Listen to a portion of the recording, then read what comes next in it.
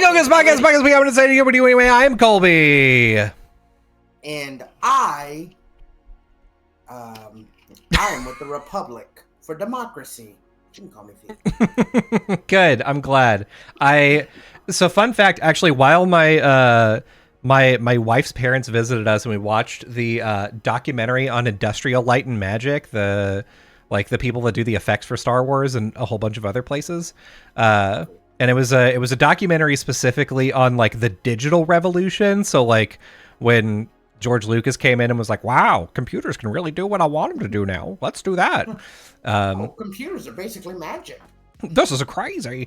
It was great. It was really cool to see like, oh yeah, like in the first movie we decided to have a puppet, and then in the first movie apparently they originally were like, oh yeah, the actor who plays Jar Jar, it's just gonna be it's gonna be like a digital head on him. So like he wore like a Jar Jar looking hat and then had like a suit. He had the costume, but yeah. A face mask with like the Jar Jar like fucking face on top. Yeah. So that way the physical actor could be there and then they'll just CGI over him. Yeah, but originally they were just going to do Jar Jar's head. They were just going to make his head do stuff. And then they were like, basically there was an argument where they were like, actually, I think it would be cheaper if we just did the whole body in CG instead of like mapping all the movements to the head. And then they did a test and found out that it would be cheaper, but also a bunch of people were like, yeah. Basically, the person who was in charge of that test like made it so that all digital won. It was not going to win otherwise, but they just wanted to do it so bad that they were like, yeah, it's better. Don't worry. They were just really excited about it. They said it was going to be cheaper. It wasn't cheaper. It wasn't. But I mean, George Lucas is rich, so it doesn't matter. Yeah, like, they went into that. They went into like Yoda being all digital in the second one, and like they're like, how are we gonna intro into this fight scene with like him and Count Dooku, and apparently basic around, right? Yeah, well, apparently like that was what George wanted. George was like, I want him sort of like a frog, basically like I want him to fight like a frog would. And they were like, what the fuck is that going to look like? Jesus. What the hell does that mean? And so apparently like one of the VFX guys was like on set, and the dude who plays Jar Jar was like, dude, are you okay? Like you look like you're having a rough time. And he's like, yeah, I'm just trying to figure out this fucking Yoda fight scene, and I cannot for the life of me figure out how to get into it. And so apparently the Jar Jar actor was like, listen, come over to my house. And he showed him a bunch of anime and a bunch of like old samurai movies and was like, yeah, this is the shit you need in this movie. And so he was like, yeah, over the course of like the next few hours, the thing that he figured out was like, how do you transition from like old hobbling Yoda to like bouncing around the arena Yoda? And he figured out that like what Yoda needed to do was fucking hit a stance where you're like, oh shit, he's fucking fighting now. And that was the transition from like, I'm old to like, I got my lightsaber, I'm fucking putting it up like this. You're like, oh shit. He walks in with the cane and he forces a fucking thing into his hand. He goes, yeah.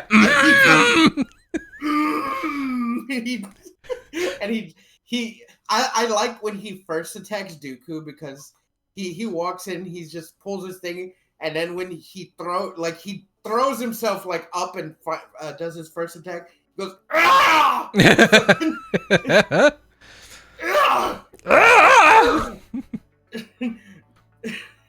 I mean, honestly, Matt, cinema. Good, absolute cinema. You are your mother, though. Or your mother is, he said. Count Dooku on his fucking Walmart like scooter. Yeah. Like have you seen that animation of him mm-hmm. on the scooter? It's so stupid. I love it. And not many people know you see people don't realize what they got until they get A Force Awakened, right? Mm-hmm. Because the prequel series was good, and I'm not saying like it was a fucking cinematic masterpiece, mm-hmm. but it was dopey and fun. Yeah, the way I think Star Wars should be, right? Mm-hmm. and then it slowly transitioned into serious. Mm-hmm. And I think Star Wars: The Force Awakens did it backwards, right? They tried to start serious. Yeah, in some ways, I think so. Yeah. And then they got silly in the middle, and then they tried to be serious at the end. Yeah, I think there's definitely a tone shift problem between those movies, because like Force Awakens I thought it was fine. It's only when you view the 3 movies in continuity that you're like, this has problems, because like like each movie on its own, if it were like just by itself, like if they just came out and were like, this is Star Wars Episode 9, I would be like, oh, that's pretty good. It's weird that they took some shortcuts and were like, somehow Palpatine returned. Like, that's a little lazy. It wasn't. The funny thing is, like, they pulled some stuff from like the shows, but Palpatine returning wasn't like from the shows. So like it came out of nowhere. Like, it came out of nowhere, and also like I think the thing that actually pissed me off the most in the movie was whenever they like have the Sith dagger. And then it like lines up with like the wreckage of like this thing and to find the holocron to get to Exegol. Like that whole sequence, I was actually okay with. I'm totally fine with like, we got to go get the MacGuffin. That's fine.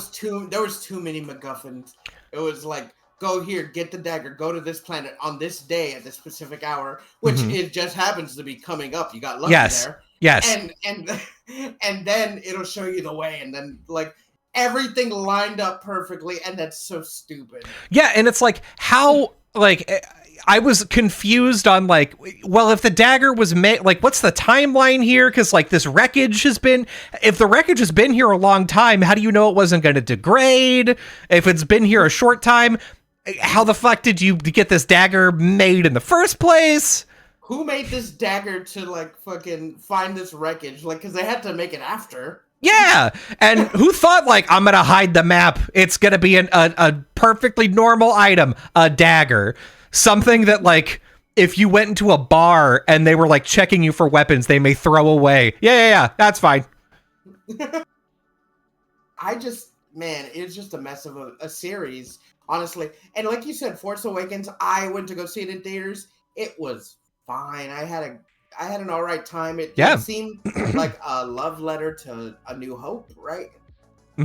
Like they just kind of redid it again, and I'm like, okay, so they're gonna give us like this new big bad, and that's what we all thought Snoke was.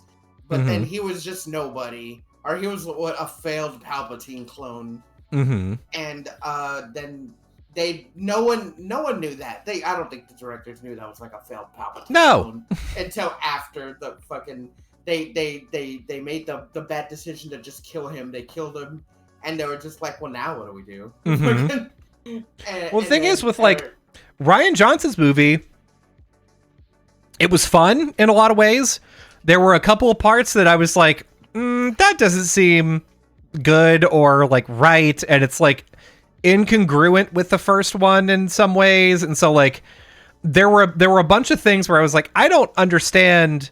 Like the casino sequence was fun on its own, but the fact that it's wrapped up and you keep cutting back to like we're on this death march to try to go to this planet of safety and the First Order is behind us.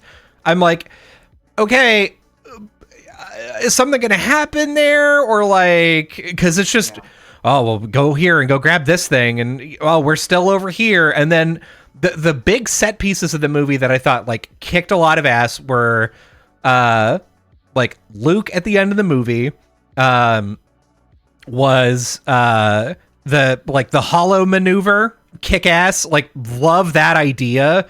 Great like introduction of, yeah, I'm going to commit suicide on my big ship and I'm going to take out these other 2 ships with me. Cool. Love that. But like it feels like Rian Johnson had an idea for a movie and then they were like, well, you got to put in some of this stuff. And well, you have to start here and end there. And he was like, okay. So yeah, I don't, because the other Rian Johnson movies are great.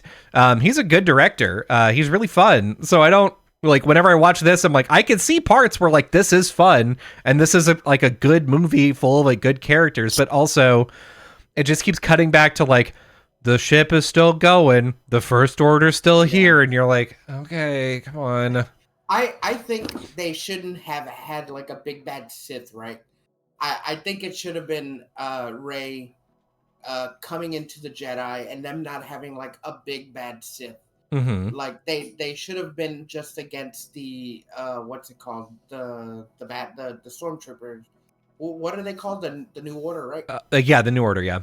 So The First Order. The First Order. I Yes. think it should have been them against the First Order, and then there'd been like a badass like First Order general or whatever, and then like they have like a final fight with like them or whatever. Yeah. And then at the end of that, like the third movie, like after they defeated them, like tease maybe they could have teased Palpatine then, and then they could have done another trilogy explaining how he's back, right? Or even just a new Sith Lord, right? Because like all the old ones, this just could have been like, oh well, what's it called? Palpatine didn't only have fucking Vader; he was training me on the side just in case. And I was a child, and now I'm an adult, and now I'm gonna follow in my master's footsteps. And then that could have been the nose trilogy, right? Yeah, that would have been shitty, and I wouldn't have liked it. But still, like, it's something. It wouldn't have been shitty. It would have been. It would have been better. I fucking hate things like that. Like the plot, as good as the games are, the plot of like, this is Darth Vader's Padawan. This is no, it's fine. Don't worry about it. His name is Starkiller, and you're like, cool, but like, keeping secret apprentices and shit is lame. It's better. Palpatine's back again from we don't know where. Yes, marginally better than that. At least with a new character like that, we could have built up to him being someone, or we could have built up to him being a cool character who does like evil shit. And he doesn't even have to like have his own. He could have his own fleet, not even the First Order. He could just have his own set of clones or stormtroopers or whatever. And well, the thing is, they had that already. They had the Knights of Ren that they never explored.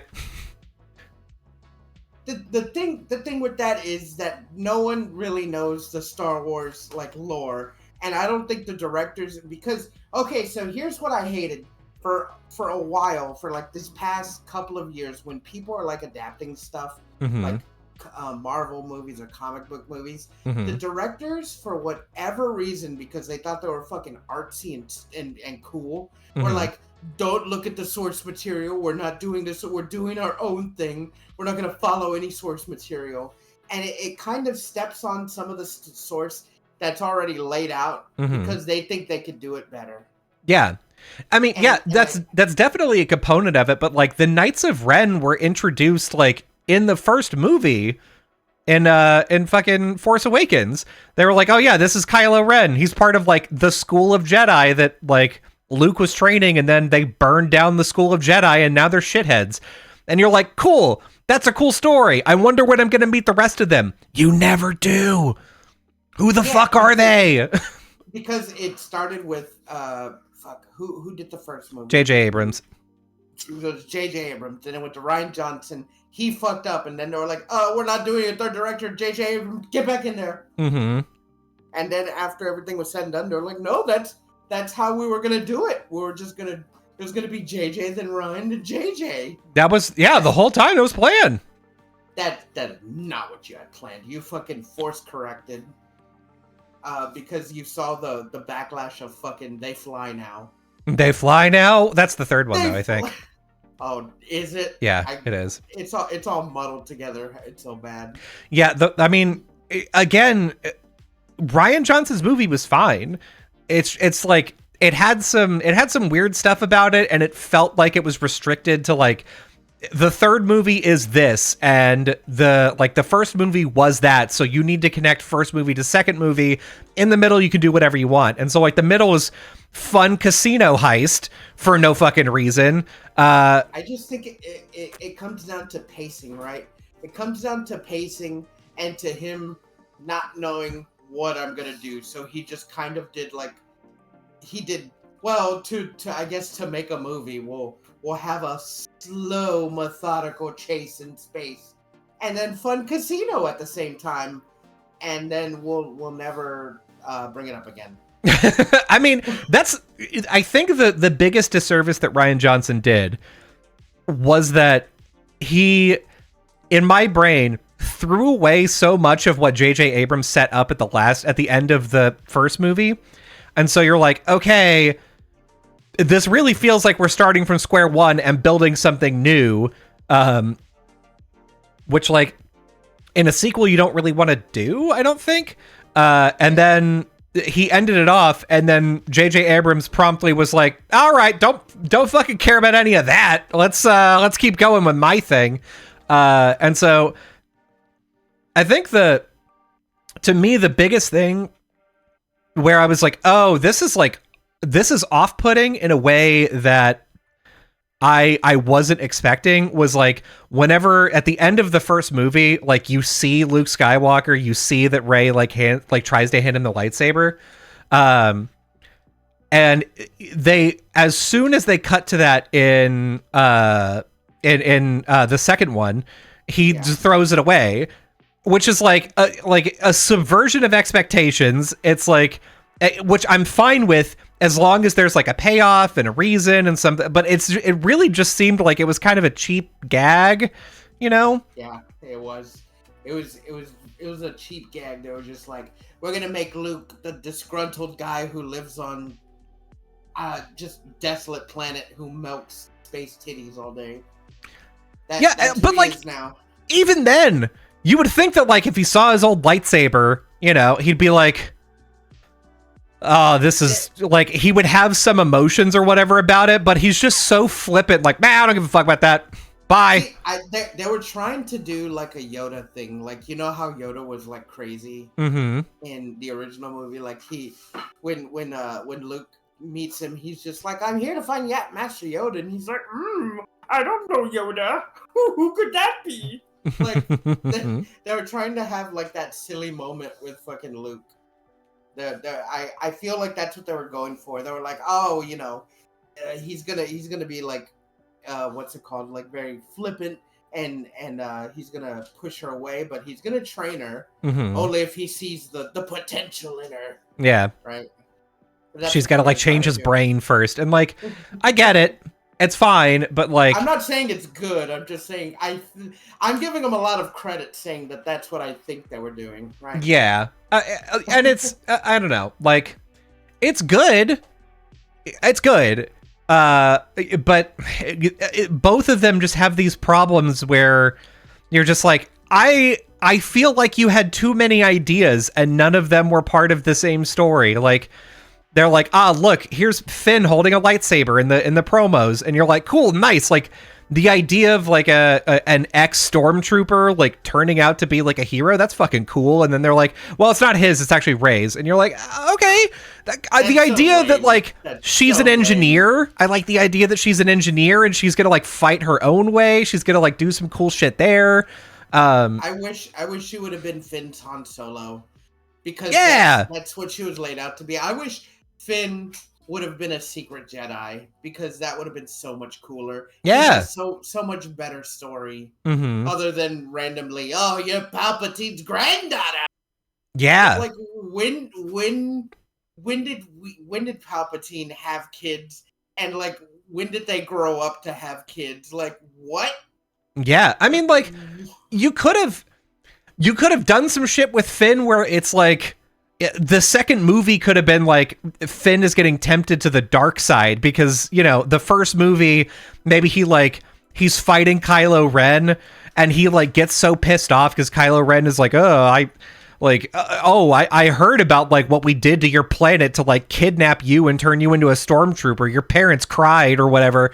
And Finn's just like, he's so fucked up about the fact that the First Order, like, ruined his homeland and stole him as a kid that he's like, he's angry about it and he can't let it go. And then the second movie is him, like, dabbling in fucking the dark side of the Force. And yeah, I'm telling you, it could have been like, I don't know if you remember this in Guardians of the Galaxy, right?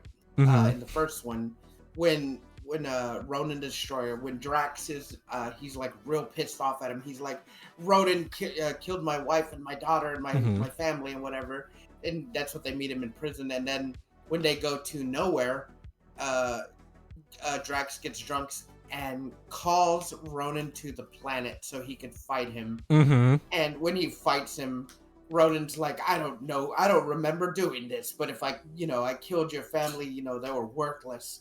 Yeah. Right? They were nothing, and you're nothing, and he beats the shit out of him. And, Drax is like taken aback, and he's apologetic, and he's like, I'm sorry, I got it in my head, and I fought with anger. That could have been like Finn. And then by like the end of the movie, when he fights Kylo, like again, or by the second movie, like Ronan did, he's just like, you know what? I do remember your family, and they were pathetic, and I enjoyed killing them. And that's when Drax beats the shit out of him. That could be like Finn, like Kylo could be like, I do remember your home planet, and then like he's talking shit, like mad shit to him, and that's when Finn like gets like the force. He gets like instant force like technique and strong arms his way through the battle. Yeah. Like that would have been cool. That would have been cool. There's like a lot of ways that they could have gone with it, but it seemed like they went in every way. And even like, so between movies, there's a clear like disconnect between one movie and the next. But even within the same movie at times, you're like, okay, cool. Like Rey is an engineer. Rey knows how to like do ship stuff. That's great. And then all the way up until they go down to the First Order planet, and then like that's not used again. And you're like, but like Rey's an engineer. Rey flies planes. Is it me, or like I don't want to like, is it fucked up to say that I don't think Rey should have been a Jedi? I don't think she should have been the one. Like I said, she should have been the Han Solo of the movie. And I think Finn should have been the Jedi. It does kind of seem like they took the personality traits of the core three from the original trilogy, and they like put them in a bag and shook it around, and they pulled them out, and we're like, okay, let's see. Rey is, oh, cool, good at flying ships, and also a Jedi. That's fucking cool, I guess. And then they get down to like, Poe, he flies ships good too. Okay, that's fine. Kind of like Luke. Yeah, no, I get that. Oh, he's a wise ass. Okay, like Han Solo. Yeah, that's okay. And it feels like they just didn't have a lot of purpose behind some of those decisions. Like, yeah. I will go down in history as someone who likes Rey. I like Rey. I think Rey is a cool character. I think the things that they did with her were not great. I wish they would have returned to like some of the cool shit of like, she is a junker from a junk ass planet, and like she has a bunch of knowledge that these other dipshits don't have. Like, I would love to see her getting shit working with like MacGyvering things. And I just don't see her interesting outside the first act of the first movie. Because after she got the lightsaber, she became nobody. Yes, that was the problem. She became like she had personality in the first act, and as soon as she left the planet, she was nothing. Yeah. And like Finn, fucking what's his name, was acting his fucking heart out, like trying to be this fish out of water. Yeah. And like trying to come to terms with not being a stormtrooper anymore and fighting other people. It seemed like that's the direction they were going. Yeah. And then they're like, but no, it's Rey. Yeah. And I think everyone, like, people don't want to admit this, but everyone was just like, but what? Why her? Like, why did you give him a good backstory and a badass opening with him, like, freaking out with the stormtrooper helmet? Yes. And then the fucking catching the bolt from the... God, fucking amazing opening. Yeah, why did you give him, like, the best opening in any Star Wars and then do nothing with him, right? Well, like, the thing is, if you're gonna write a check like that, if you're gonna write a check like, here's this really cool, interesting character, and we pulled a fake out on you, this is actually the Jedi who we're gonna be following, then that Jedi had better be fucking interesting. There has to be a reason for it, and you have to be doing something different, because now you're doing something different. It has to pay off in a different way. To me, one of the other big disservices they did for Rey is that Rey just like has a lightsaber and just uses the same lightsaber. She has a big pole in the first movie. Put a lightsaber on the end of that, idiot. Like, that's the weapon she knows how to use. If you put a lightsaber on the end of it, it's like, oh, yeah, well, okay, if she's like training with Luke and Luke is like, wow, you're really bad at lightsabers. And then she gets really frustrated, goes, into the ship for one night and comes back the next day and comes with a fucking halberd, a fucking lightsaber halberd that's junked together. Then he's like, that looks like shit. And she just starts whooping his ass with it. Amazing. It wouldn't necessarily be a lightsaber. It would be like maybe she cobbled together from like an old kyber crystal. Yeah. Like a laser halberd. Yeah. Right. But I think Finn should have been because like it's so weird that you see someone that's not a Jedi using a lightsaber because like Finn used it. Yeah. Finn used it in the first movie. I mean, not good because he wasn't trained, but then like they never gave it back to him. Like, yeah. He had it, and then like he fought the one battle with it, and then they were like, all right, you can't have it anymore. Yeah, there is kind of like I mean, I think in the lore of Star Wars, there is, if I'm not mistaken, most lightsabers for training have a button on them. But like whenever you're a full Jedi, there's no button. You're always having to hold the activator down with the Force.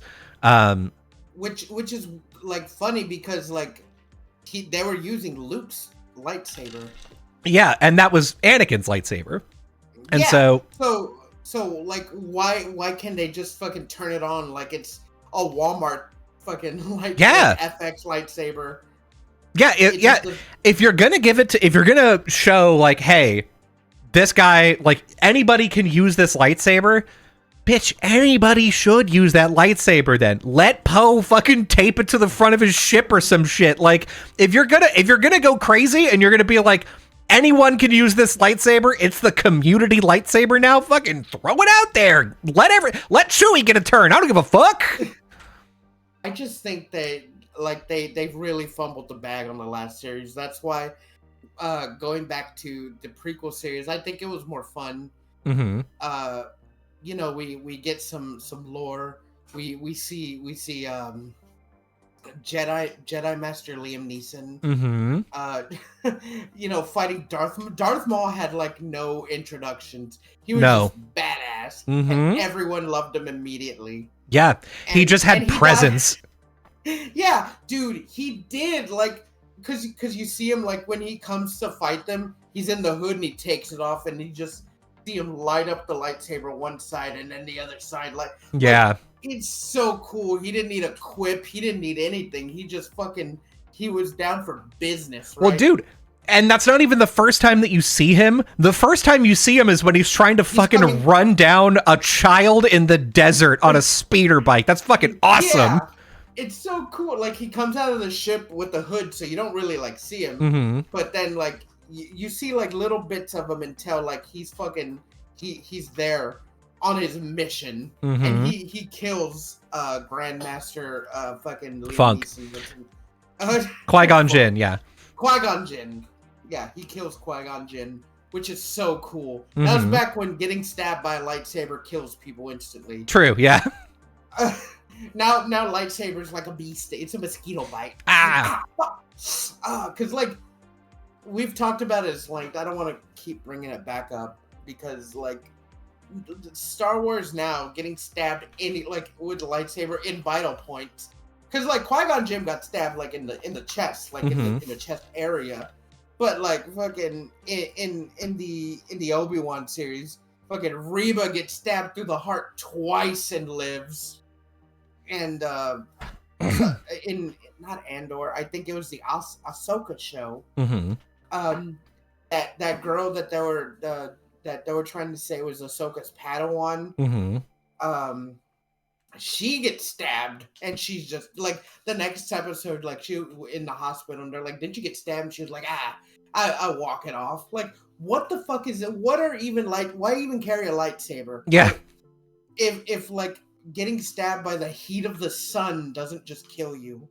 I mean, I think a lot of this has to do with just consistency, because what the original trilogy did is they set up a world and they didn't answer all the questions, which is great. The prequels came out and they answered too many questions in some ways, but they left a bunch of questions open still. So they were like, oh, the Force comes from midichlorians, and no one liked that. But then I don't know. I don't know if you noticed, but in I think it was, fuck, what was the one with the space witches, right? The was it Acolyte? Acolyte. They don't say midichlorians. I think they say MCs. Oh yeah, good. They don't. They're like we can't say the word. People don't like it. Yeah, people don't like the word, but that is what they are. Yeah. So I think it's a problem with consistency, because the original three could do whatever they wanted to, right? The prequels were set up, flowed into the sequels, like into the original three, and they explained too many things, but that's okay. Now, what I think every Star Wars show has to do, unfortunately, is it has to adhere to canon, which can be a difficult thing to do. Can be done, though. More importantly, though, what I think a lot of the people that decide things about shows want is that you need a hook to the old thing, a recognizable thing from the old Star Wars, so that old Star Wars fans will come in and like show it to new Star Wars fans. Because I think that's just like they're nostalgia baiting too hard. You know?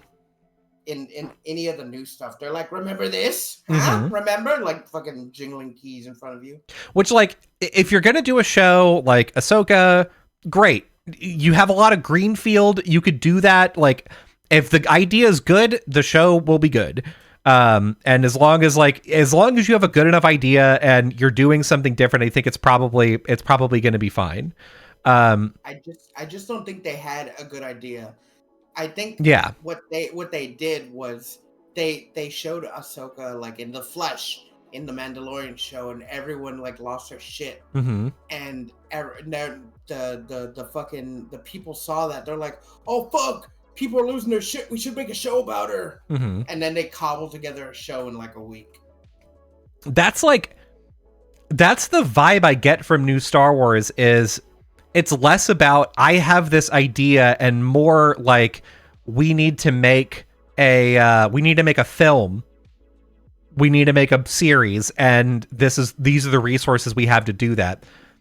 The thing I get from new Star Wars is, oh, I got a cool idea for a new show.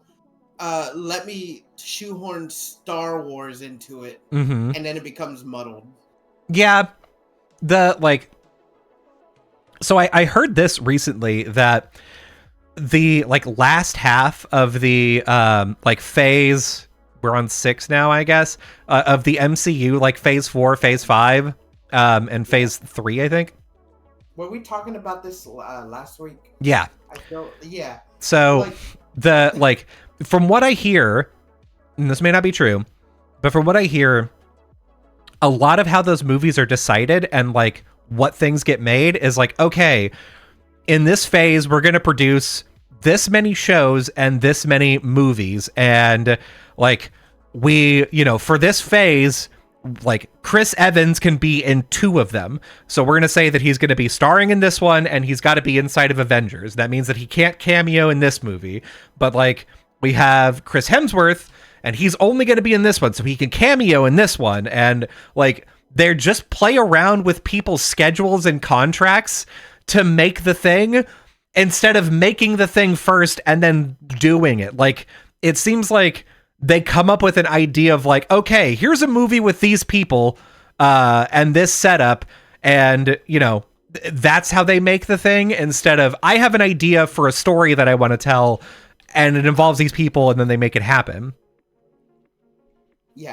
I just think they kind of don't know, like Star Wars, what they're gonna do anymore. I mean, Yeah. they've already exhausted all their big heroes, Mm-hmm. and now they're trying to bring in the new heroes that aren't popular and hoping that they stick, like they find a new audience, so that way they could go down the rabbit hole of like, oh, I like this character, so let me go and like check out the comics from when they were introduced. But the comics when they were introduced weren't really well received as much anyway. Mm-hmm. And they're hoping that they like the character, they'll go down the rabbit hole and then find out more. But that's not what the general audience really does. Yeah. Like the general audience takes things at face value, and you're not going to change the minds of comic book fans to begin with. Mm-hmm. Comic book fans already have their established likes and dislikes of what they like of the series and what they don't.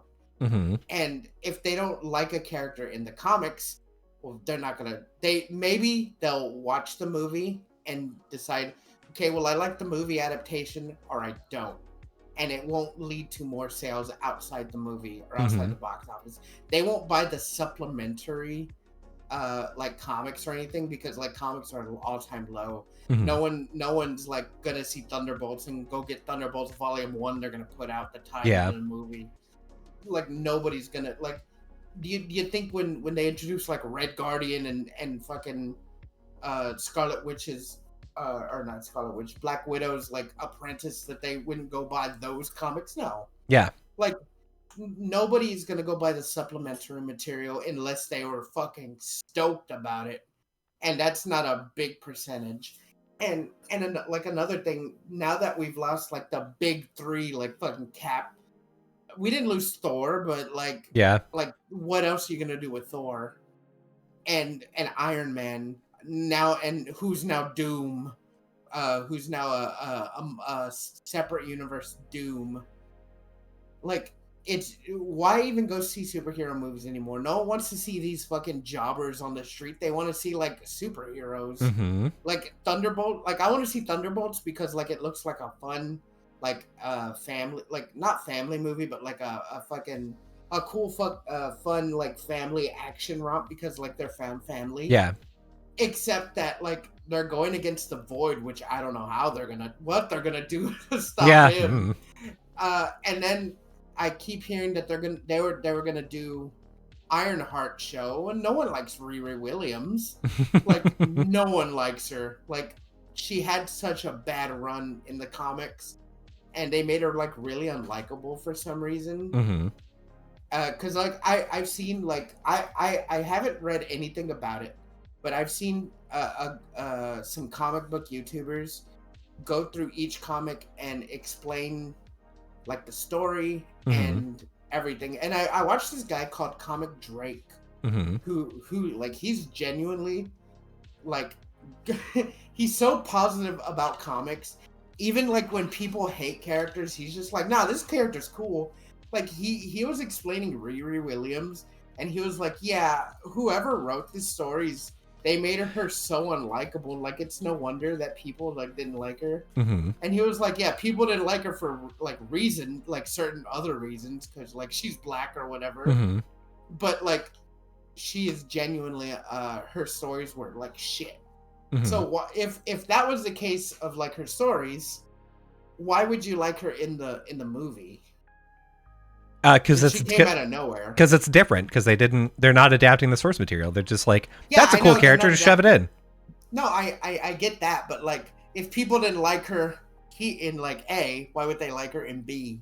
Because she's the same. She's not the same at all. She has the same name and the same power set, and that's it. Yeah, we know that. But do you think like the audience who's already tired of superheroes, and then they see this hero come out of nowhere, how many people do you think went to go see Black Panther 2? I mean, a lot, but do you think they really remember Riri Williams? Maybe. I don't know. The only reason I know is because that suit looked awful. that suit in that movie looked shitty. Shuri, Black Panther's sister, was terrible in that movie. Like I get it, she could have been Black Panther, but like she is like small and like thin, and her fighting fucking my boy Namor. even with like her Black Panther power, I just don't believe that skeleton could fight Namor. Like, look at a picture of her. She's she's so small. Yeah. She's like, I couldn't, like, even with her superpowers, I don't believe it. Fee, I wanna tell you about the I want to tell you about the Star Wars projects, just the ones that are currently in development. Okay. Is it the anime one? The new anime one? Oh, Fee. Oh, sweet summer child. So this year we're gonna get Andor season 2, which started. I saw. I mean, I didn't see it, but I saw. Tales of the Underworld, which starts next week. Star Wars Visions season 3. Hell yeah. And then next year we're gonna get the Mandalorian and Grogu movie. Ugh, ew. I love Mando. Whenever they did the split to Boba Fett for half a season, I couldn't continue. But I might watch a movie if it's good. I've lost the sauce. They've been gone for too long. I don't want to see that movie. There's Maul Shadow Lord. That's going to be a series next year. Star Wars Starfighter is going to be a movie in 2027.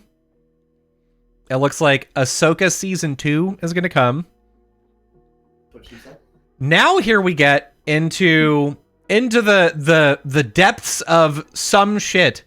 Taika Waititi's Star Wars movie in development. Oh man, I hate that guy.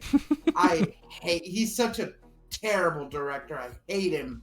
I hate Taika Waititi. I'll wipe my ass with him. He's so awful. He's full of himself and I hate him. I like a lot of his stuff. Haven't you like ever seen him? Like, he's fine as like an actor, but haven't you like, no, not even as an actor, because he can't do anything but his own fucking accent and personality. Like, haven't you seen him like talk? He's like, I don't care what people think. I just want to do what I think is fun. That's why fucking no one liked Thor. What was it? Not Ragnarok. The Love and Thunder. Hey. I like. He did Our Flag Means Death, right? I didn't watch it. Like I said, anything with Taika Waititi attached to it, I just don't watch it because I hate him. Oh no, he's just in it. Okay. Yeah. Cool. He's so stupid. I hate him. I hate his stupid voice. I hate how full of himself he is. I hate how he thinks that like his shit don't stink when it comes to his movies. He's like, my movies are good. Stupid act. My movies are good. He's like, people just don't fucking wanna think they're good, but they're not.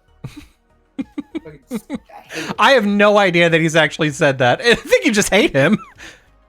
He said something. I'm using hyperbole, but I remember in like one of his, when he was doing the rounds, like explain movies, like he was just like, oh, we don't follow source material. We're just kind of adapting it, but I'm doing more what I think is fun. I don't know. He just bugs me. He bugs me. And I don't know if you find it fun. People loved it, but when he was Korg, the rock guy from like Ragnarok and Love and Thunder, I hated it. I hated what he did to that character, and I hated his stupid voice. Damn, the hate runs deep. It's just because like he gave him like this mellow voice, and he's like, oh, we're just gonna be funny for funny's sake, even though he's like some like badass like warrior. And then like in Love and Thunder, his whole body gets destroyed, and it's just his face. And then like he's his face for the whole movie until he like gets his body back. And then he's like, by the way, at the end, he's like, I got married, and to a guy named Dwayne the Rock Johnson or something. And like that's not a joke. That was like in the movie. And I'm like, oh, like the audible groan I gave when I heard that. He's like, I'm married to my partner Dwayne the Rock, and I was like, ugh, like the loudest groan I could ever give. And then like he's narrating that movie, and he's like, when he's just like, yeah, he adopted what's his name's daughter, and now that's why they go by the name Love and Thunder. Like, oh, my eyes almost rolled out of my head. I was like so done with that movie. Oh, you. Oh, you. Taika Waititi's not. Listen, people can disagree with me all they want. I just don't think he's as funny as he thinks he is, and I don't think he's as good a director as he thinks he is. Mm-hmm. I think he's full of himself, and because he thinks he's funny and good, that he can get away with being bad. I think that's fair. That's not like I like most of the stuff that he's done. I haven't seen either of his Thor movies though. So the stuff from him that I have seen, I've enjoyed. I know him from the Thor movies, and I know him from like Jojo Rabbit. Mm-hmm. Jojo Rabbit was great. I didn't watch it. It's not that I'm like, oh, it's Nazis, I'm like, I'll watch it. It's just that I saw the trailer and I'm like, it's not for me. Yeah, he did. Like, I didn't like the humor. It was kind of like quirky.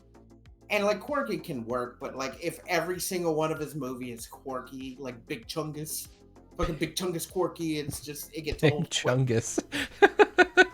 Big Chungus. Let me see.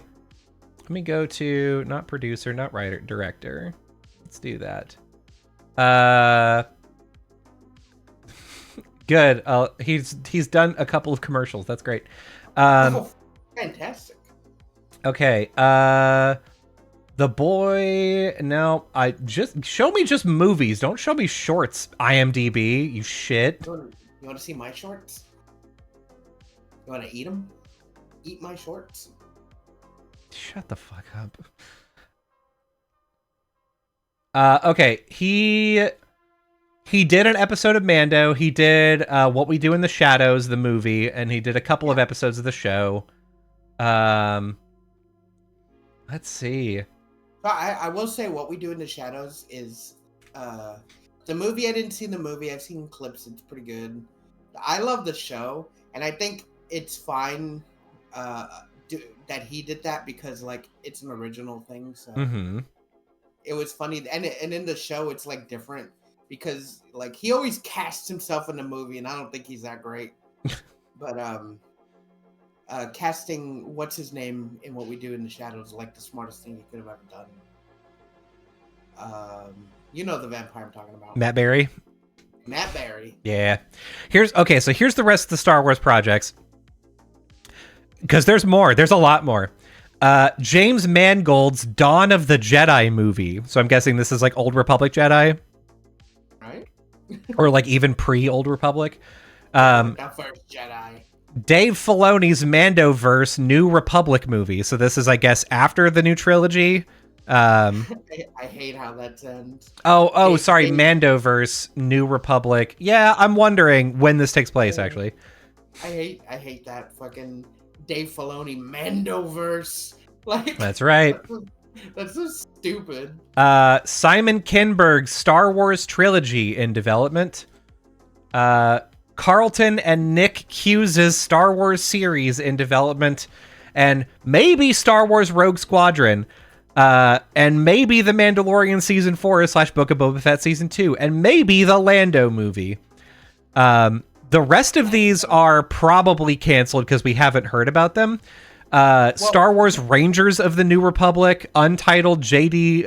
Dillard and Matt Owens movie, Rian Johnson's Star Wars trilogy, and then the canceled ones are David Feige's Star Wars movie and David Benioff and D.B. Weiss's Star Wars movies.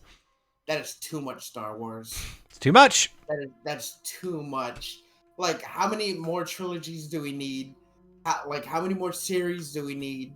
Like, God, that is so much shit. That is like over. Like, I think Disney has canceled some because they're finally like starting to see the backlash from like their live action movies and yes, like, and their like regular movies. People are like, yeah, we don't like this and we don't like what you're doing. Like the Snow White movie, like Rachel Zegler aside, like I don't give a shit about her. the movie had so much going on. They changed so much shit. People were like, "What the fuck is going on?" And it bombed. Like, and then the Lion King 2, I heard did good, but like we didn't need a second Lion King. Mufasa. So yeah, it was a prequel. So now, like when you say it, you're like, hey, let's watch Lion King live action 2, the prequel where Mufasa and his fucking brother Scar. Mm-hmm. Like I didn't watch it, but like, did we need that? Did we need to like invest millions of dollars into that? Like, who cares? Oh, I mean, it's because it's a known property. Like, by the way, so my kid, he's young, and he is watched, like, he has seen the beginning of Lion King, and he got bored. He's watched a lot of Lion Guard, though, which is a show that, like, stars Simba's kid, and it's actually pretty good. Is it Simba's kid? I thought it was just a little Kai. Yeah, Kion. Isn't he not Simba's kid? No, he's definitely Simba's kid. Simba has two kids, Kion and Kiara. And Kion is the one that starts up the Lion Guard again. And don't they have magic powers, right? Don't they have like? He has a magic roar, is what it is. He's got a roar that can like blow away crocodiles and shit. Like he rips up trees and stuff. But only crocodiles. Yeah, just crocodiles. It's really weird. Don't they have like a team, right? Don't they have like a few animals. Yeah, in fact, like the first few episodes, like Simba's like, son, I'm trusting you to go refound the Lion Guard, and he's like, okay, cool. And then he goes and he's like, all right, so I'm gonna pick a cheetah because she's the fastest. I'm gonna pick this bird because he sees the best. I'm gonna pick this hippo because he's the strongest. I'm gonna pick this honey badger because he's not afraid of anything. And that's it. I think that's my team. And Simba's like, son, can I talk to you over here for a second? When I said Lion Guard, I did mean Lion Guard. You're supposed to pick lions, son. And Kion's like, no, but I picked the fastest, I picked the strongest, I picked the bravest, I picked the best at seeing. Like, I don't know what you want from me. And Simba's like, pick lions, son. And he walks away. Fucking later on in that episode, he like looks up in the clouds and he's like, oh man, I wish somebody would help me. And fucking Mufasa appears in the clouds. He's like, Kion, are you my grandfather? And he's like, yeah. Listen, Simba's just worried. Don't fucking pay attention to him. You do whatever you want, kid. And Kion's like, hell yeah. Listen, Simba's got some of that old racism in him. Yeah, he does. He's like, we don't associate with the food. Yeah, and the help. That's right. That's right. You're not gonna get my morphers if you don't get lions. That's right. I'm not gonna be your Zordon. It's pretty good. It's a good thing. No, I've seen some of it. It's not bad. I mean, I could watch it. Stupid as shit. The thing about it though is that like he now knows Lion Guard, and so when he saw, like, we went to a bookstore and he saw a book of the Lion King, he was like, is that a Lion Guard book? I want it. And I was like, oh, this is like Lion King. This is, you know, the movie that we started watching. And he was like, I want it. We bought him 3 books that day, and that was not one of them because I was like, yeah, like, keep looking at the rest of the books. I'm going to take a look at this. And I flip. I'm like, where's the fucking wildebeest? Where's the wildebeest? There they are. Okay. What does this thing say? And I just had to read, as Simba looked down at the lifeless body of his father. I was like, no, thank you. Not reading that. Not doing it. Too early to be like, yeah, sometimes dads die, son. That's fucked up, dude. I don't need to introduce him to the world as yet. He's young. As Simba looks down at the gore and viscera that was his father, he cries, holding up what used to be Mufasa's head. Yeah, as he sobs, he fights off the vultures that have already come. God, like, could you? I would say, could you imagine it? You're like, what age is this? It's just like for kids. Yeah, no, that's what it says on the front, for kids. It's just someone went in there and put that book in there, and like it's not from the store. This will fuck him up real good. The fucking the fucking creeper that goes and puts books in there. Like, yeah, I like, there's just some things that I read in kids' books, and I'm just like, yeah, we're not gonna do that. I don't know about this one. It's so funny seeing the differences between raising kids, right? Mm-hmm. So, like, you're raising your kid, you're like, oh, he doesn't need to know about all these dangers and whatnot. He's gonna grow up a good mijo. And I see my nephew and him growing up, and my sister's like, yeah, we're gonna show him Shaun of the Dead as soon as he can comprehend things, and we're gonna show him all these like action movies, but we're also gonna get him kids books, like we already have a bunch of them. But he's gonna know about violence and murder and all that stuff. Which, to be fair, I'm not really against any of that stuff. Like if he shows any interest in it, sure, but like. The thing that I don't want to be, like, the thing that I'm worried about here. So, okay. Fun fact, this is a secret from him. So we had baby bunnies in our backyard. They we found them after I guess they were old enough to be like little guys that could move around. So they'd been there for a little bit. And so they were growing up. We he saw them. We were like, oh yeah, look, we've got these baby bunnies. One day, I'm up in my office working, and I get a Discord message from my wife that's like, I think the bunnies are dead. And like the day before, we had seen all of them. They were all out and hopping around and doing their own thing, and we were like, great, they're like getting big enough to like go off on their own. That's awesome. Next day, all dead. All 4 of them. And we were like, the thing is, bunnies, like especially baby ones, are like fragile, which is why they have so many of them. The reason why they're still around is because they have so many kids, not because they're very hardy. And so like it could have just been that it was too cold. They maybe the mom stopped coming back and they didn't know how to eat, right? Like could have been any of these things. This was 2 days before we were supposed to do Easter with my kid, and so my wife is like, let's just bury the bunnies and we'll not mention it. And so my wife does that before my kid comes home from school, and he's like, I'm gonna go check on the bunnies. We're like, sure. And he goes out there and he looks and he's like, hey, the bunnies aren't here. And we're like, yeah, what do you think happened?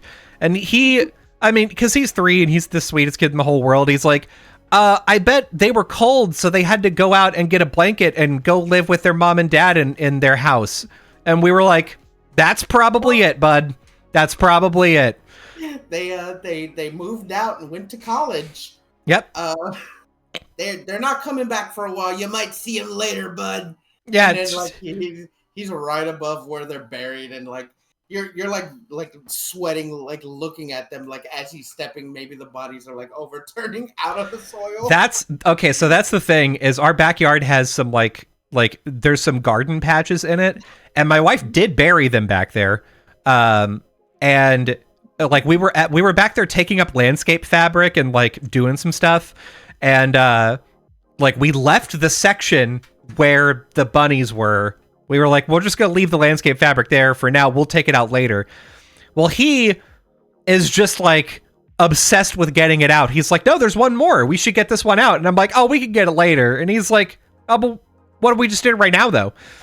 And I'm like, I really don't want to like accidentally unearth these things and just have the first memory that he remembers in his whole life is like, yeah, I was having a fun time and then I just saw corpses. Like, it snaps him into like a sentience and adulthood. I'm like, oh fuck, no. He's like, father. Like he starts speaking in like full sentences, father. Yeah. Tell me. It's like, you were keeping this from me. Yeah, I would have been like, yeah, I was.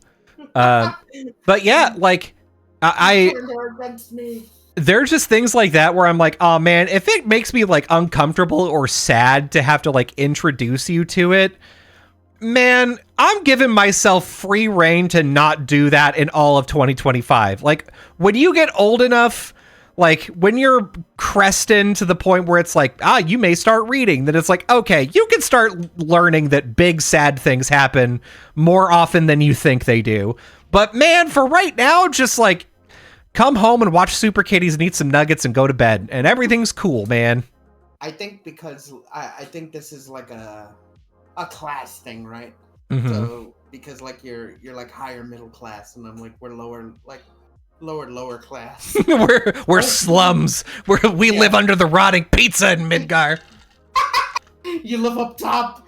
I think it'll just because you're not like really religious in that. I'm not like either, but like my mom and we live sort of a religious lifestyle that they'll like explain it away like if something happens to where he's like old, like your son's age, like someone passes away and we have to go to a funeral and he's like confused, he'd probably explain like, well, they're no longer feeling any pain and they're now going to heaven, which is a great place, and they're with Jesus and all their loved ones, and you'll see them again one day.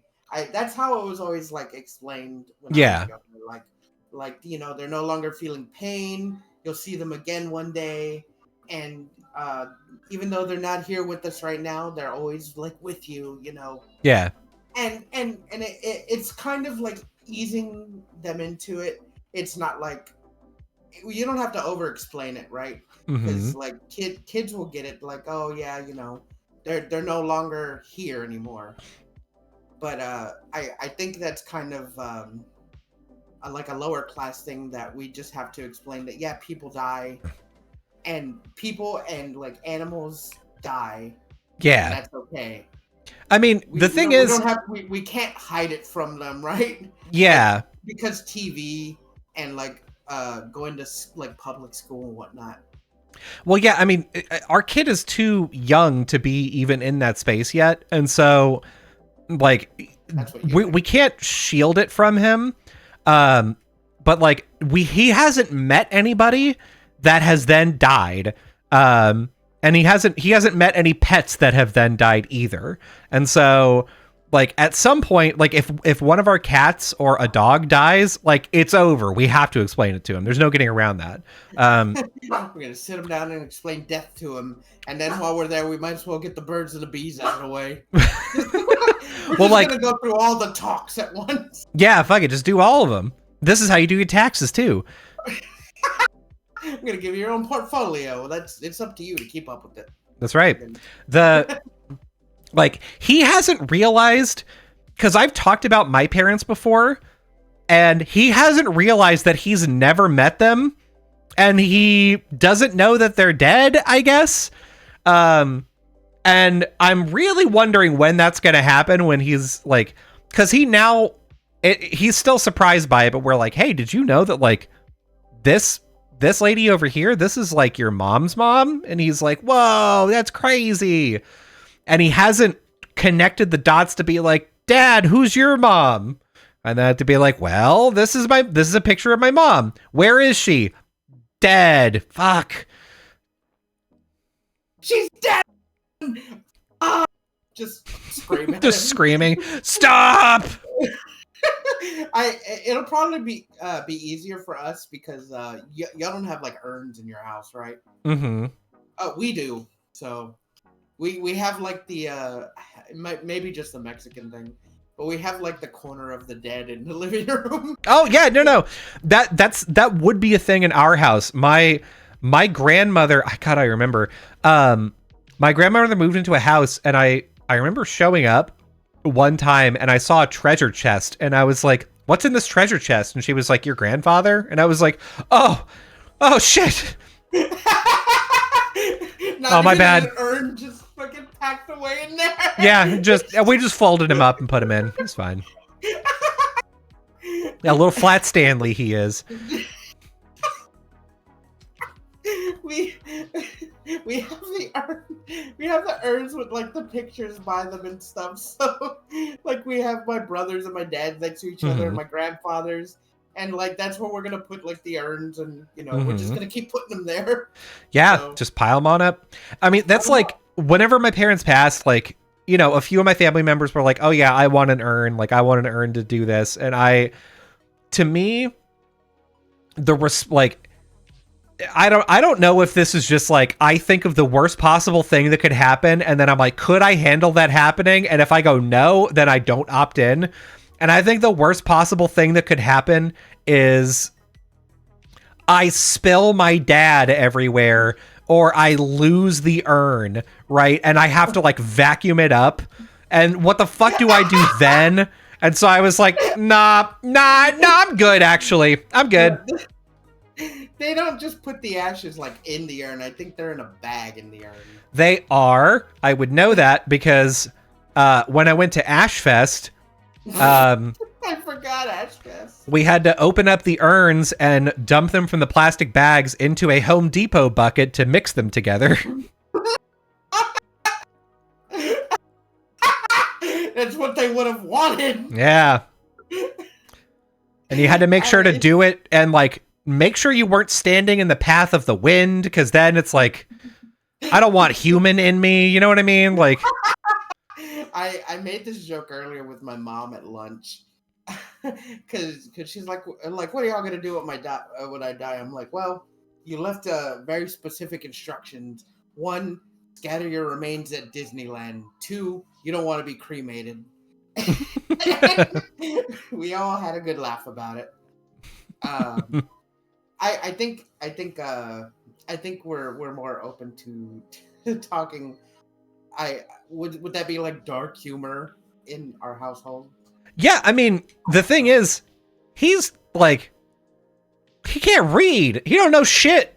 Listen, when my nephew's getting older, I'm not gonna hold my tongue for shit.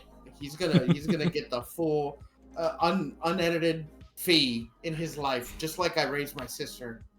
Listen, I'm gonna put my sword inside this guy's ass. Okay, it's just, I don't know. Yakuza makes you do weird stuff sometimes.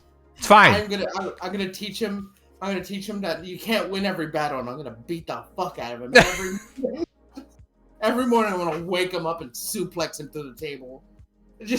Man, there are times where like I get the urge when he's like, hey, I'm like, let's do a race, and then I'm like, I would whoop your ass if I tried. I sometimes get that urge, but then there are times when he's like, let's race to go upstairs, and I'm like, okay. And I don't like, I go and I pick up his water and I like kind of trot upstairs and he's like, I win. And I'm like, good job. And then he comes out of his room and then he grabs my hand and he's like, let's run together. Let's win together. And I'm like, you're so cute and nice. Me, I want to just kick your ass. I know. Oh, what a shit I am. Listen, my nephew's going to learn that you just don't win every time. He's going to lose and it's going to be by me. And then when he wins, finally, then he'll know how good victory feels. Yeah, but by then he'll be like, I don't actually want to play with Uncle Fee because he just stomps me into the ground and it's never fun. Listen, that's how I was taught. That's how he's gonna get taught. Who was stomping you in video games? Your brother? Yeah, until I beat him, and then he would always get mad. When I got older and like I could actually beat him, he was the one getting mad. And then like, don't even talk to me about sports. Like me and my brother we're cool with like playing basketball outside or like just hitting the ball or whatever. But my dad we could never just play for fun. It's like you got to play for keeps every time. Yeah. And it was always like, hey man, you're gonna like, he would throw like fucking elbows and like his back. We're playing basketball, even if we're just like chilling. He's like, oh, you gotta fucking try it. Like he's like playing street ball with the kids. And we're like, Dad, it's not that serious. He's like, nah. You gotta win, huh? Nah, you're gonna win? Yeah. Listen, if you lose, I'm taking your bed tonight. I'm gonna take it and put it outside. Like, what the fuck? It's funny like that. I mean, that's fucked up. Like I wouldn't do that. Like I'm not good at sports, so of course. It's the only thing stopping you. Yeah, I wouldn't do that because I'm not good at sports. Video games though, fuck yeah.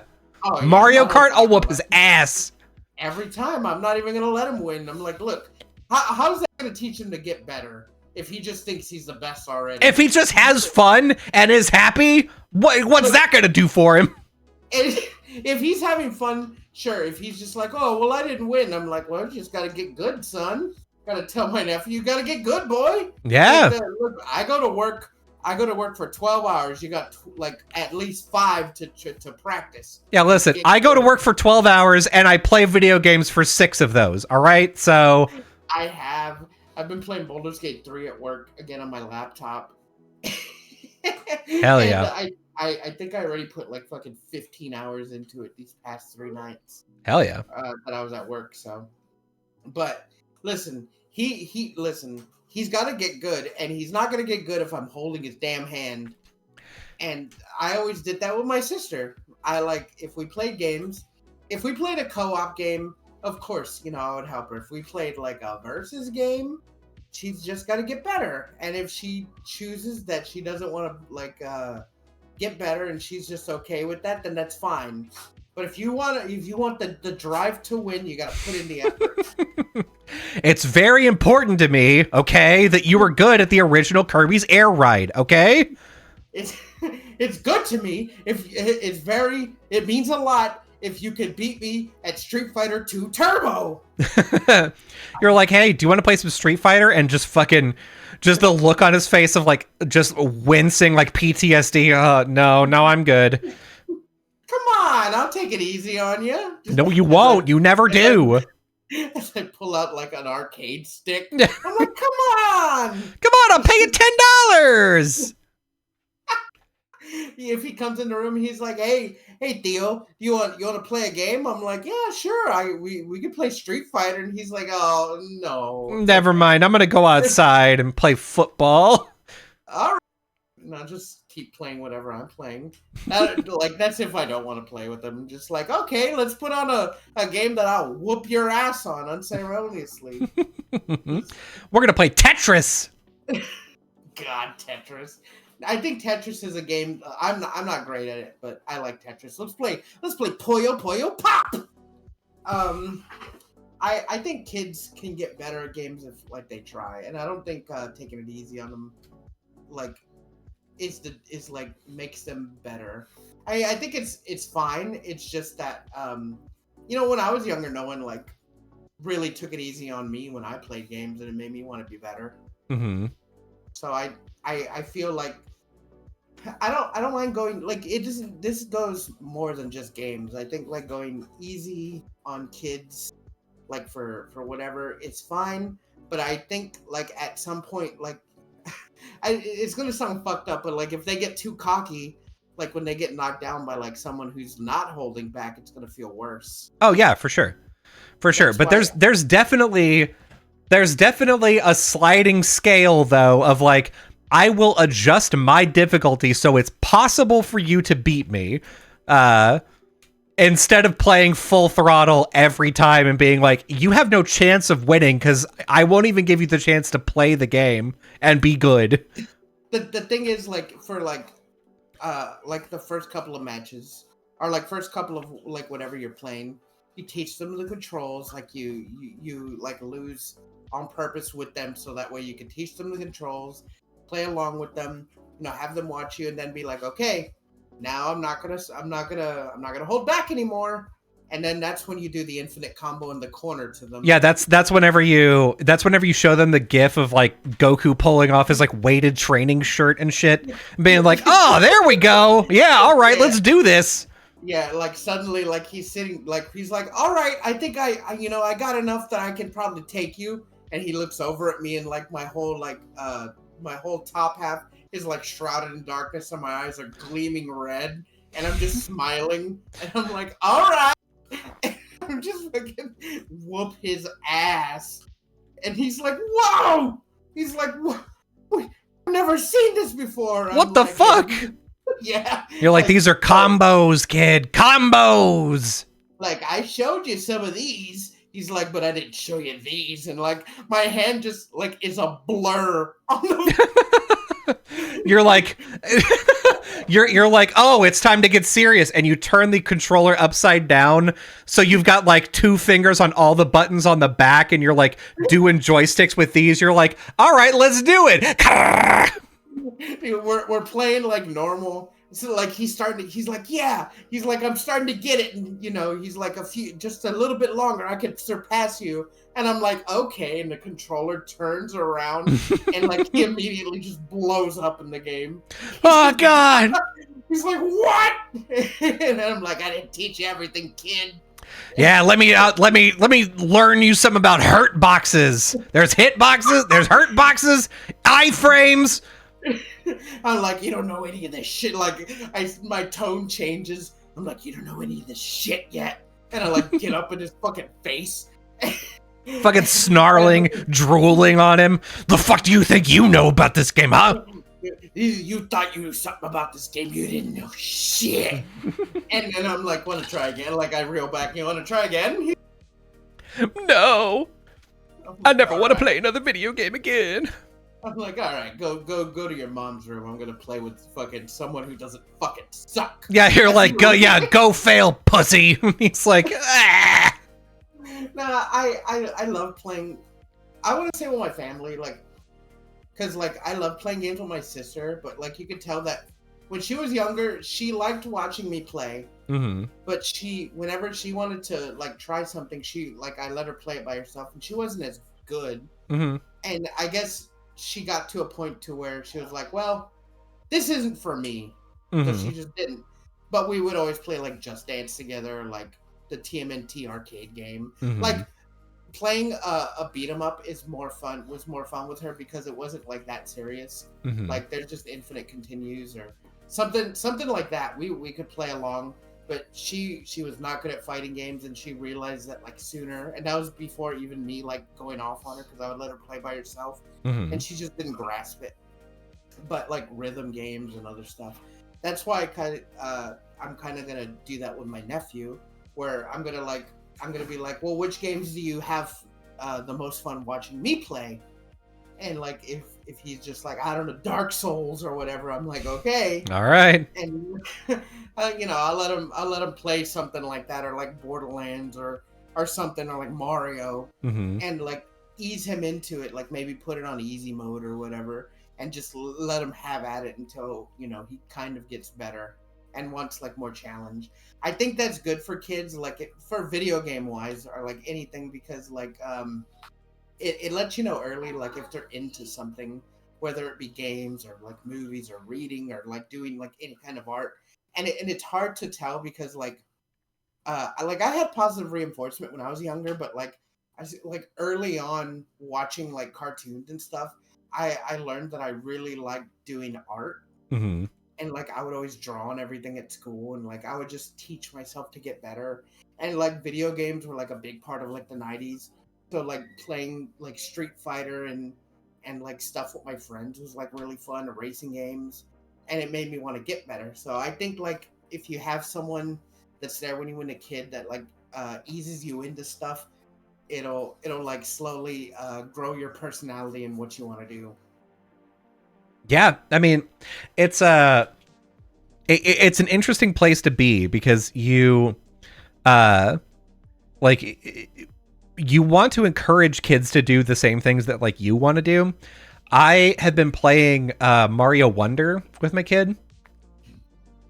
He can't, number one, he can't hold the controller well because I was, and maybe this is my fault. I gave him a Joy-Con, just one Joy-Con.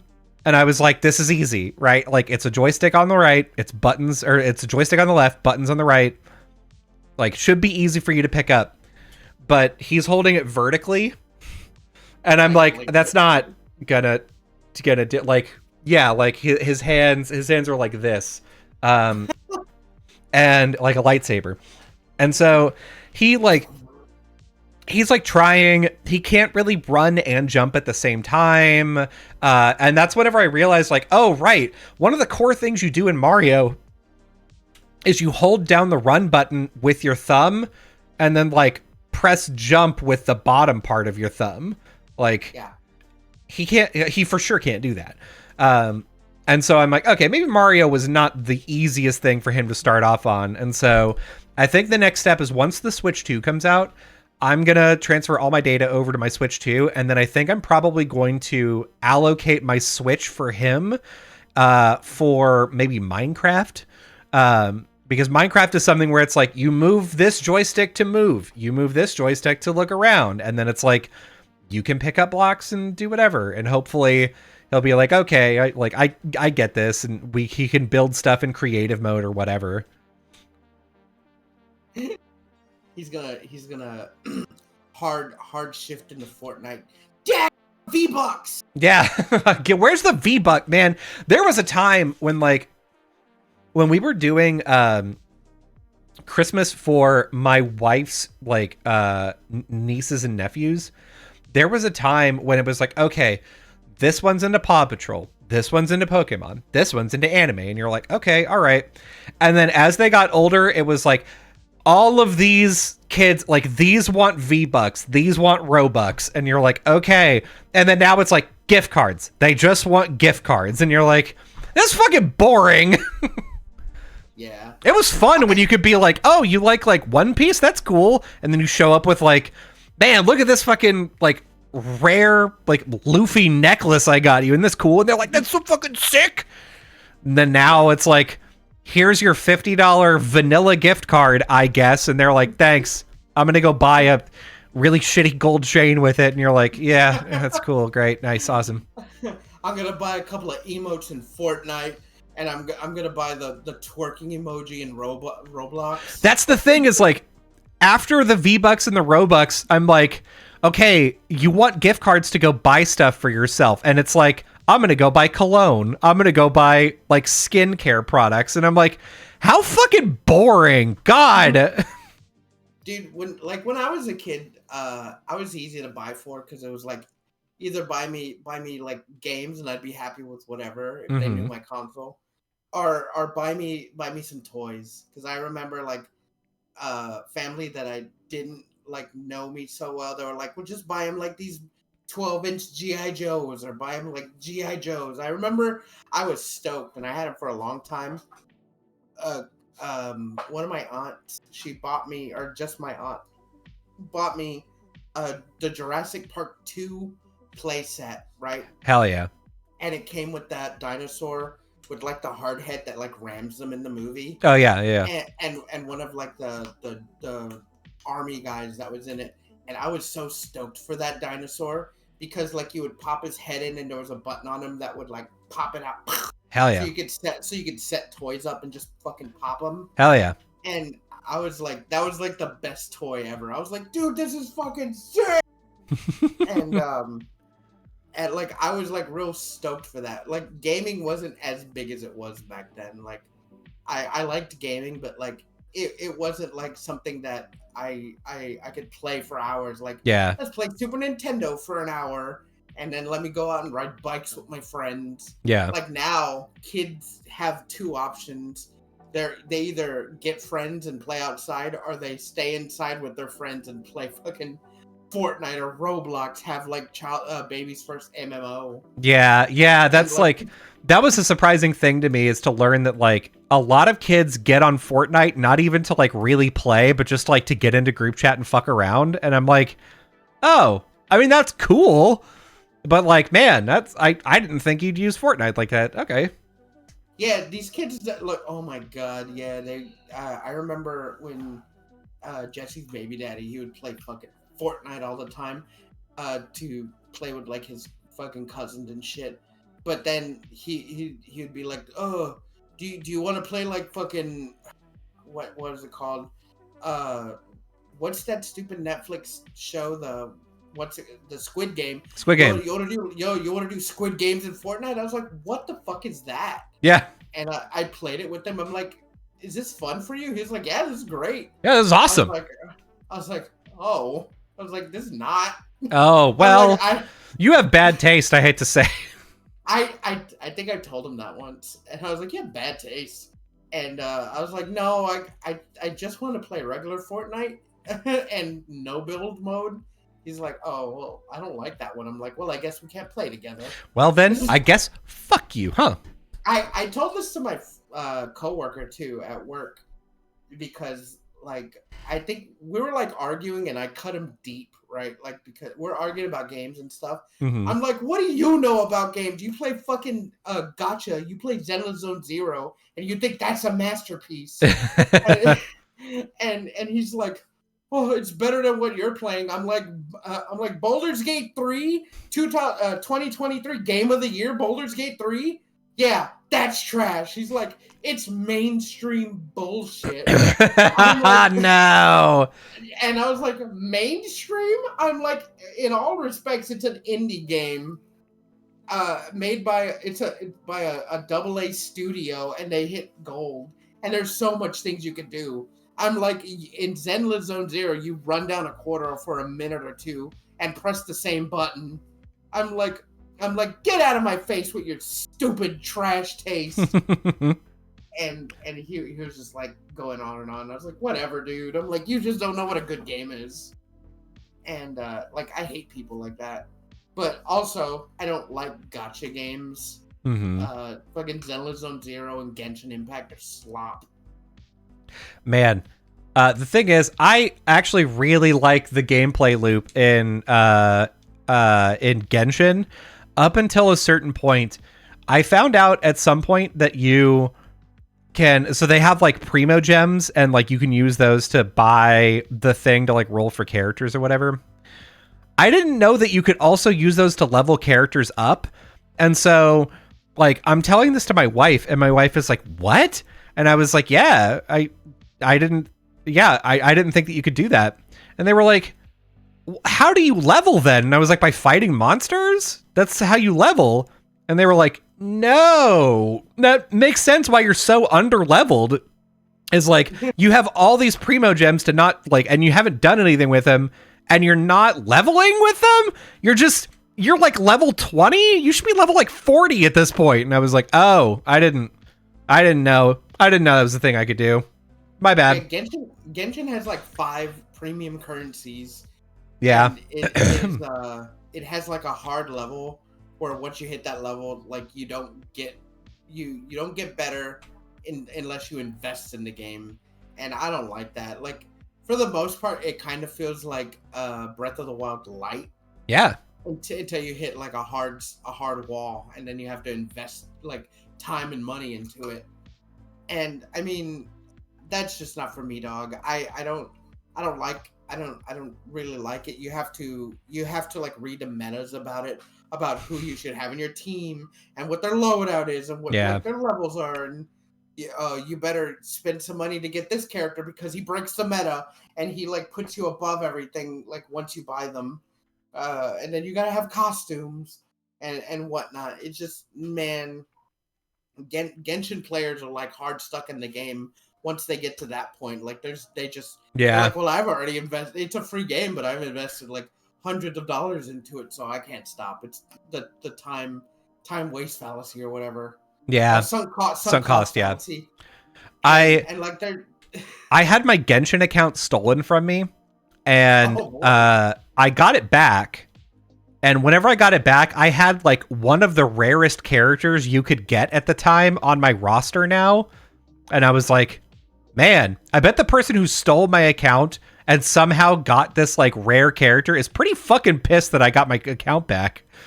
Is it Venti? No. It's another one. I say because Venti like came out that one time, and if you missed that time, you couldn't get him again. Mm-hmm. But I think recently they're gonna put him back out, as far as what I know. I don't know. Some of the people I watch on YouTube talk about it. I don't know anything. Yeah, I'm looking. I don't remember actually. But yeah, I'm not sure. I don't know.